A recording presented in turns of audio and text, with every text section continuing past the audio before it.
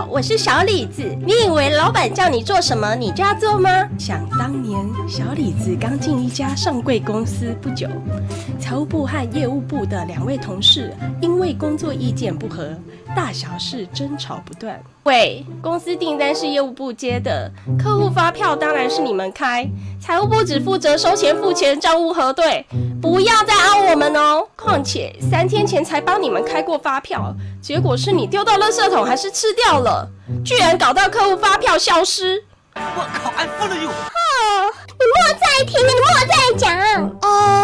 先不要吵啦，我们再找一天开会。一天过去了，冤家路窄的2人又在员工餐厅碰头。哇，今天有好多水果可以吃哦！我要拿香蕉、芭乐、榴莲、苹果、橘子、李子当点心。喂，你太贪心了，拿那么多，别人都不用吃哦。八婆，关你屁事啊！嘿，敢骂我？你姐恰杂不？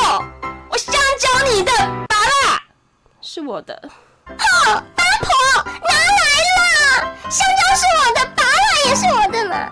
一位看好戏的吃瓜员工急忙跑去找老板告状。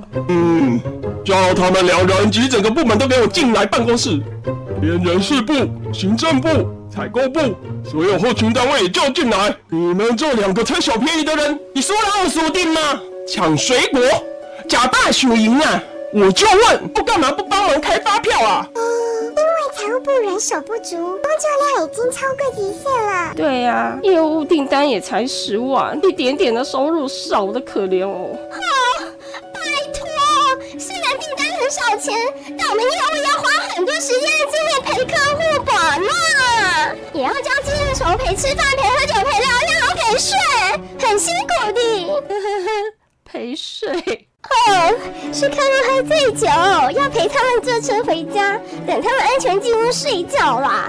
哎呦，你们没拉过生意，你不懂啦。好了，为了惩罚你们互推公事，还有在员工面前谩骂抢水果，从现在开始，所有的后勤部门每周轮流去削水果给全公司吃。老板，可是没有可是。老板，业务很忙耶，要一直往外跑，无法帮忙哦。没问题。老板，人事部也很忙，要帮忙招募、教育训练，还要做很多杂事。不行，取消。对了，小李子，你是刚来不久的资深高级社畜，叫属下去削就好了。老板，不行，我要跟头发更换了，很紧的。随便你。就这样，几个倒霉的部门和主管被老板用连坐法处罚。几周过去了，终于轮到小李子部门削水果。小李子，对不起哦，害你这个主管被连累。不过，你会削水果吗？虽然家事都是我阿嬷、阿母在做，但削水果有何难？大家默默完成作品后，相互关心状况。哇，小李子，你是来乱的吗？香蕉和皮是不可以分开的啦。香蕉和皮本来就要分开啊，一条要分成3小份呢。看起来糊糊的，好恶心哦。还有苹果、芭乐原本很大颗，为什么削变这么小粒啊？籽籽也没挖，你还削成方块状，真是高手啊！不好意思，平常我眼中只有数字，比较少做家事啦。结果20条被切成60颗小小的、白白的剥皮香蕉，最终没人敢吃。老板，财务部切的剥皮香蕉不卫生，软趴趴，超恶烂，我们都想要自己剥着吃啦。